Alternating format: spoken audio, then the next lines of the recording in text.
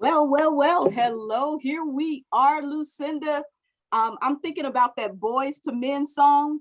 Now that we've come to the end End of of the the road. so here we are prepared, and this is it. This is what we had scheduled to be our pitch night. Yes. And so here we are. We've made it. So how about that?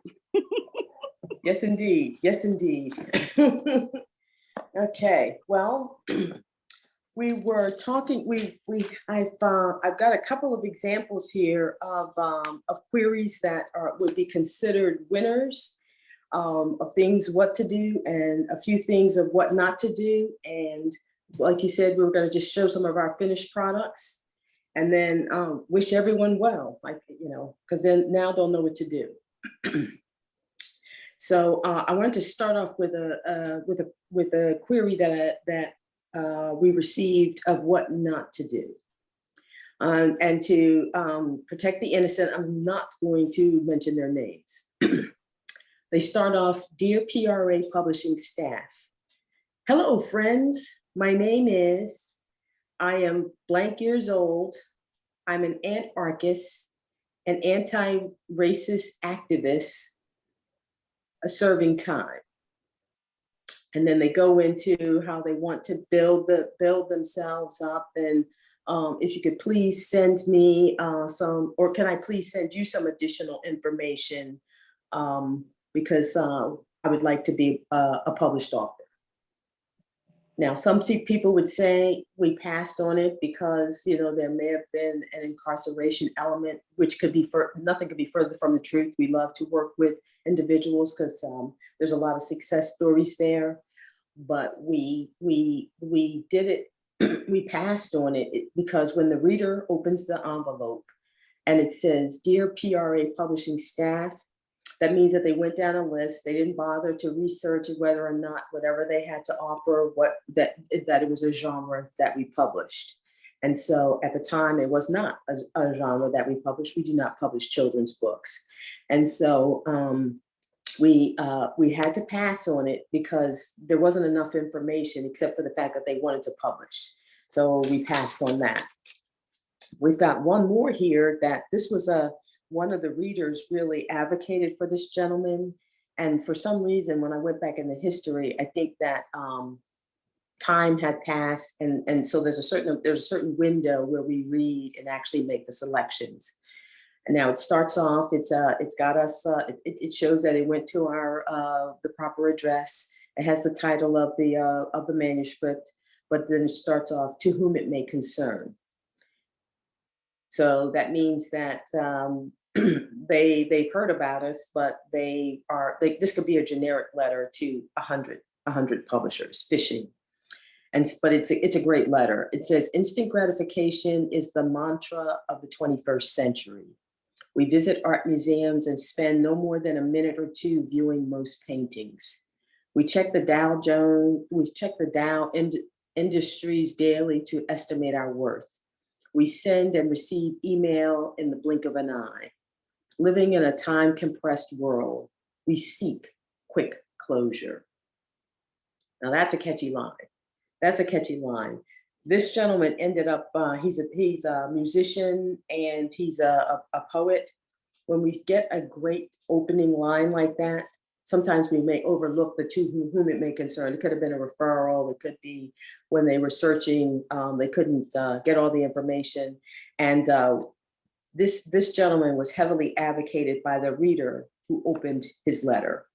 And so it is a project that we're going to pick up on now that I have the letter in front of me again, when the pandemic is officially over, which I think it is. And we keep all the letters, all the queries that we receive. And after about 2 to 3 years, we have to just start discarding the ones that maybe they didn't pick up a publisher, or, and we check on their status, and then we just go back full circle. And so the important thing is that when they address us, they have a name, either the name of the assistant who actually takes these queries, or even if it starts off to whom it may concern, there may be something in the body to explain that. But to start off, hey, y'all, what's going on? I'm cool. I heard you guys were cool. We put that in what they call the slush pile. Yeah. So I'm going to tell you what I heard in there. Just even through some of our organic flowing conversation, some of the things that came out in parts 1, 2, and 3, I think I really heard a synopsis of all of that, because one thing that you stressed in particular was know your genre. And so if you know your genre, then you do proper research on a publisher that you are hoping to connect with. Well, you'll be able to cross-reference there and see, well, guess what? This is not even a part of what they do. So it helps to first of all, again, know your genre, and then do your homework, do your research. Yeah. Exactly. And then you'll move from just to the pile where someone will actually read what you've submitted and then ask for more. And so it's a process that builds over time. And so I have a couple of examples of authors that we did actually publish, and without reading their query letters and going through the whole thing, I can just tell you a couple of things that made us interested in that particular project. And so I will go back into the past, and this book here, Speech of the Masquerade, which is actually an Aiken native by the name of Kendall Driscoll. Kendall was a young lady who started winning our poetry contest in the 10th grade.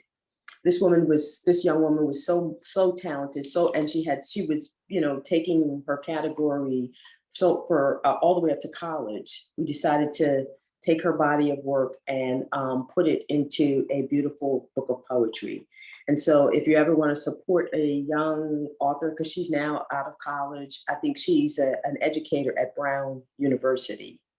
And the title of her book is Speech of the Masquerade. You can Google her, and you can see her reading some of her poetry.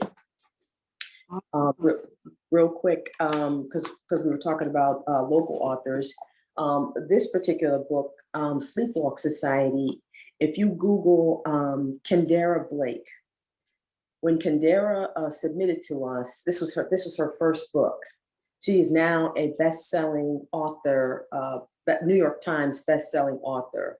When she submitted, I had a thing where if I couldn't get past the first 25 pages, I got to sit it down. But I had a reader who advocated so strongly for her, and this is her first book. The genre she writes for now is totally different. He said, "Mama, this writer is going to have a cult following in the future." His exact words. She had a literary agent, and so we were able to negotiate the deal. This particular book was different from the other things that she started to write, and so her agent, who left the business, she was approached by a bigger literary agency, and I had the option of holding her or letting her go. And I realized that as a small press, her time had come. And so now if you Google her, she's doing some phenomenal things. But our first book with her did win, was an award winner. I'm gonna do just two more real quick. This gentleman approached us, and he is a Barbadoan Canadian who lives in Japan. This gentleman's writing was it had the feel of the Twilight Zone meets there's another show, I think it's a Mario Van Peel's show. Like it's a combination of those horror shows. I think it's like American horror. But when he pitched it under the Twilight Zone, and I think because he was Canadian, it has a different significance. But we went through the whole process. He moved there to Japan, and when we published it, he said that horror in the title, we always sweat the title. He said that horror was not a good fitting title for where he was. And so we struggled with it for some time, but it is one of the finer works that we published in our early experience. And this guy's going places. His name is Sylvester Pilgrim. And if you're watching this, Sylvester, call me. You can call me. Last but not least, with local authors, I wanted to shout out Civil Rights Baby. Civil Rights Baby was done by Augustine. Her parents live here. Her name is Nita Wiggins. She is a journalist in Paris. She teaches in one of the schools there. And she came home on a visit and she shared the book with me. Now, the one thing you got to realize when you're querying, and let's just say you're querying to another culture or another country, you got to understand the nature of the contract that you negotiated. In Nita's instance, without going long, she had a traditional publisher there in France, and she wanted to bring the book here to the United States. It's a phenomenal book. It talks about her time. She was born during the Civil Rights Movement and how she went through as a newscaster here in the States. And then she went to Paris and found fame.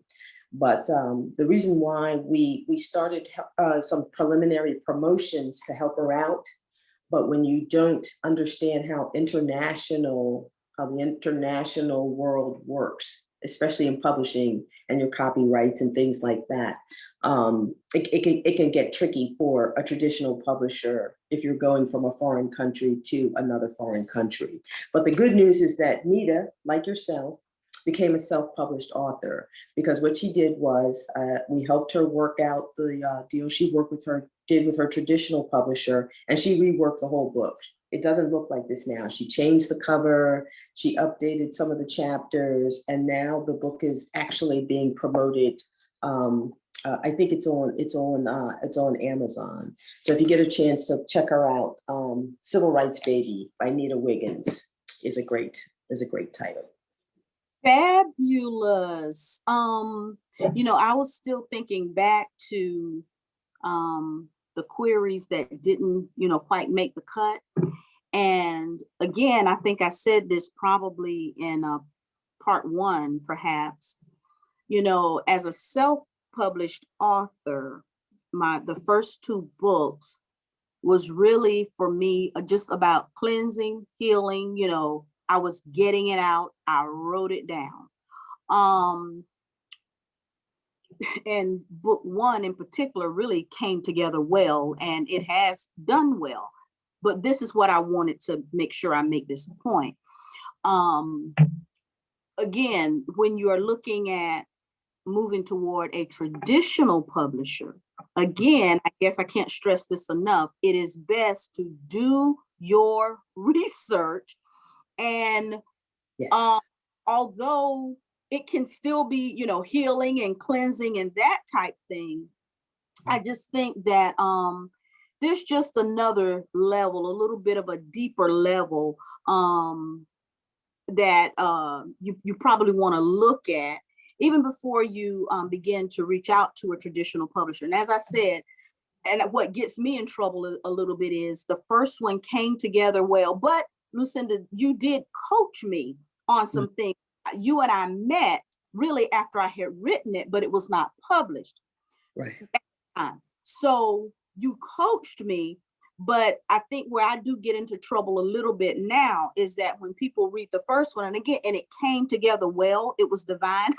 They really think I'm a publisher or an author. And I say that jokingly, but it came together well. And so I've learned enough now to really know how to handle the process better. And that was one reason we wanted to do this series, because I know I get questions often, again, because and can you help me with this, or can you help me with this, or can you do that?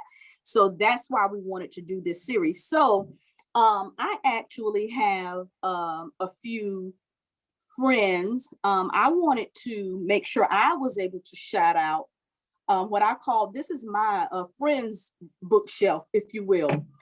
I'm going to say this before I forget. There are two books that I was looking for specifically that I can't find. And I really wanted to shout out these two young ladies. But anybody who knows me, and I'm transparent. My bookshelf room is a hot mess. Hardly ever. And so I took some things off the shelf to move. And so I had packed in a shelf to go in that back room, and I haven't unpacked the boxes yet. So there. But I couldn't find Danielle's book. I know it's Blossoms Healing, and I think you may have one, but I really want to shout out Danielle Resper and then Mashunda Mathis. Those are two young ladies that I've walked with for a little bit, and their work is great. It is awesome. I really wish I had the covers here to show, but you all just remember those names, Google those names. Go to our website, because I'm going to look for their books, and I know I'm going to try to post it. So I didn't want to do this and not mention Danielle and Mashunda. Yeah, but her book is fabulous, Danielle, because I've actually purchased a copy, and it's very, very well put together. You can tell that she's really put a lot of thought into it, and her marketing, because I've had a chance to go back. I agree. We'll shout that out, and actually we'll take a picture and post it, add it to this at the end. Mm-hmm. Yeah, and local.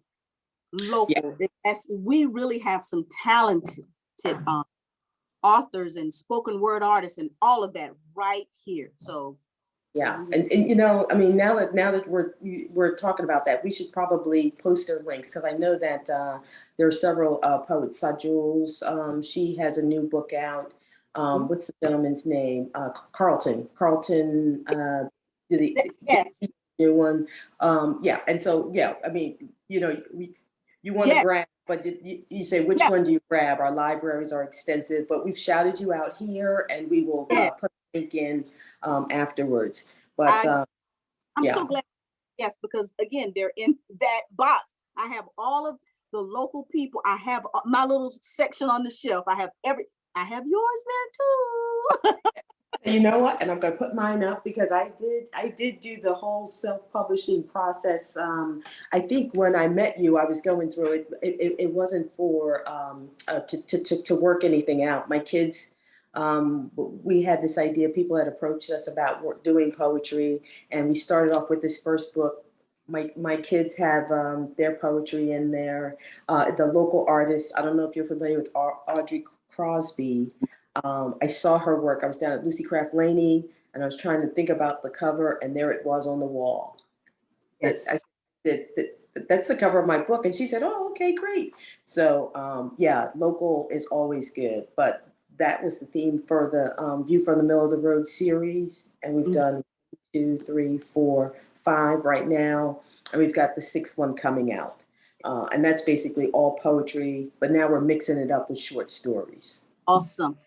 Yeah. So also on my friend's bookshelf list, I just finished reading The Wealthy Home by Adewale, and I can never pronounce his last name. So again, there. Where we so that's, but let me tell you, this book, The Wealthy Home, this has really taken me back to some childhood thoughts, and and just thinking through some things. But it's really it's building and affirming. When we think wealth, I think a lot of times we'll interchange wealth and riches. Wealth, they're two different things, and he does an excellent job really of kind of just taking you back and encouraging you to say hi to your history and really grab hold to the wisdom and our roots. It's a quick read. It's an easy read, but I think it's well worth the time. So check that out. I did also want to mention a friend of mine, Benita Clemens, has her book Unstressed, Keep Your Stress in Check. I should sleep with this under my pillow. But really, just, and there's so much to Bonita. This woman is fabulous. She's in Columbia, South Carolina. And when I tell you, if you get hold of Bonita Clemens, just hold on tight, because she's going to take you on a whirlwind. So please check that out. A wealth of knowledge. Here's another friend of mine. I haven't seen her in a while, but she and her family holds a special place in my heart. This is written by Phyllis Layden Alexander. Different, but I have that here. Yes, we go way back. She used to try to keep me straight wearing my Mary Kay. I will not tell that horror story that I told you earlier about my makeup faux pas. Bless her heart, she tried her hardest to keep me straight with makeup. But please check that out. It's a wonderful book. It's heartwarming, and yeah. I'm gonna get a little personal. Yeah. Oh, go ahead. Yeah, I wanted to add about Phyllis's book because she had some of us read it for Read Across America Day not too long ago. The story is important because we don't get to discuss disabilities in children, and that's the main theme. It's very, very well done, and I'm glad you thought to shout Phyllis out. That's a good choice. Mm-hmm. Beautiful. So I'm gonna get now a little bit personal. My cousins are the bomb. So my cousin Tanya Brantley has written a book, Bella Bell Pepper and Veggie Friends. And it is available on Amazon. It is cute, it is endearing. I love the little pigtails there, but it's really, encouraging young people, healthy, habits, but it's just a good thing to get our children interested in reading early, and then in what we put in our bodies, and that healthy living. I can go down, another pathway on that, because we see so many things, and honestly, so many of the things that we do see in the news ties back to literacy in particular. And I guess that's another show for another day. This is another conversation. But I love the way she put this together with Bella Bell Pepper, to capture that attention, and then feed our children some good and healthy things. And also my cousin, Matt Holland, here has a book of inspiration, poetry, and song, Sweet Inspiration by Matt Holland. And again, it's a lovely work, well put together. Very thoughtful and insightful and encouraging. So I wanted to make sure I shout out these local authors, or authors who have ties to our local community. Can I ask you about your cousin's book? You said it had poetry in it. It's a book of poetry. Mm-hmm. Yes, Sweet Inspiration at Holland. Okay, hardback, nice. Yes. Nice. Okay, poetry and song. Yes. Okay. Mm-hmm. And I will mention on Amazon, I have a couple of things up there. I've done for a couple of years a Star Community Calendar. So again, anybody who talks to me 5 minutes or more knows that for me, everything goes back to trauma awareness. So I put together this calendar with a couple of friends of mine, Falana Williams-Jones and Sharon Richardson. And so we have some quotes and some space for you to journal.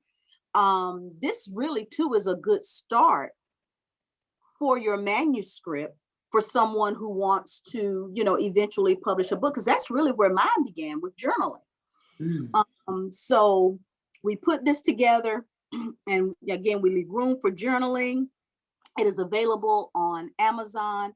Proceeds from this supports the Star community, because we often find ourselves assisting women in particular who are in critical need situations. And so we like to, put some funds toward that. And then we have the first book that I did, Oh Joy. Wow. Wait, the cover looks different. You changed cover. I did. Okay. Cover. And And then too, I think this is the large print. And I realized, I didn't think I really meant to click large print, you know, when I was choosing the options, but have aged a little bit and I do find this helpful. So, and then the most recent one I did is I'm single again now. What? Chock full of wisdom. So, Wow. oh yeah, yes. So, you know, one thing that we talked about in one of the other recordings too, Lucinda, is building your network, your village, you know, who your supporters, the people around you. And so I'm thankful that all of these all of these authors here, you know, that we just talked about, plus the other ones who are in the box that I can't get to right now. We have created a oh, let's see. No, there we go. I had a phone call coming in. We have created a network, and we try to support each other. And I think that is huge, you know, in and of itself, Mhm. unity, and again, and supporting each other. You can help your author friends kind of knock off the rough edges, you know, before they reach out to a traditional publisher, number one, or number two, maybe you have a relationship with a publisher or another author, and you can connect them and let them get some tips. But the point, we gotta build a community and support each other. Yeah. So Well, I think we've done this here. I think that the 3 sessions that we've done, I like the fact that we decided to actually go local. I think that I mean, I thought that that was really cool that you shouted everyone out. So I mean, moving forward, some of the things that we're doing right now with this, this is going to go on the SMOL Book Fair, which is taking place in Philadelphia right now. And so everyone that you've shouted out, so we've got to make sure we put their links in the what do you call it, in the chat, and so that we can promote them to a broader audience. And that's where we are right now. So if you want to see what we have going on right now and moving forward, just check us out at PRA Publishing, our Facebook page, because all of it, these interviews, these sessions, everything is listed there. And connect to the next level. you can, and if you check out ladylovepublishing.com, I have a link to Lucinda as well. Okay. My referral process, you asked me a question, I said, you better ask Lucinda. So how Love's referral process happens. So, you know, we had mentioned as well. So I guess I'm gonna say this. If you watch this video and you want to get a discount at Orange Moon Delight on Washington Road in Augusta, you will have to email PR. Let me see. You better give them your email address before I mess it up. Or you can. Yeah, go ahead.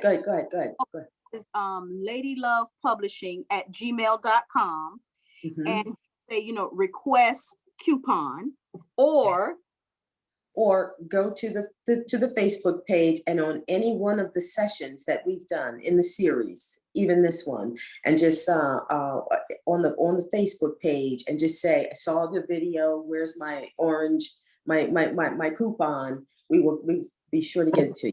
Yeah, that's right. We'll make sure you get your coupon, because we wanted to shout out Orange Moon Delights and Nancy Griffin on Washington Road, because they're supporters of our endeavors.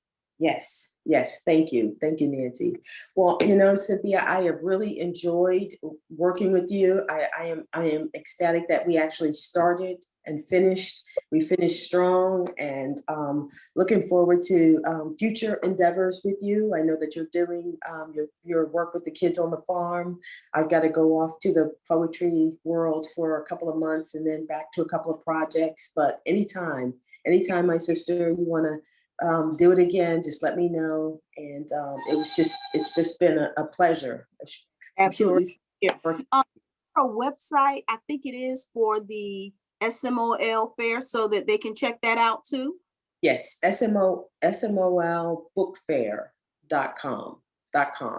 Yep. But if you come to they're actually shouting everything out. They're shouting out this event here. So it's the easiest thing I've found, just to keep it all straight, is to go to the PRA Publishing Facebook page, and everything's listed there. And we are shouting them out as well, because they have a lot of programming going on as well. Yeah. So yeah, follow us, and we look forward to seeing you in the bookstores, or in social media. It's just really been it's been great. Awesome. Fabulous. Women History Month again. My shiro. And thank you all. Prepare and pitch. Get your literary works together, get your manuscripts together, shout us out. We love you, we appreciate you, and we'll see you all later. All righty. Bye.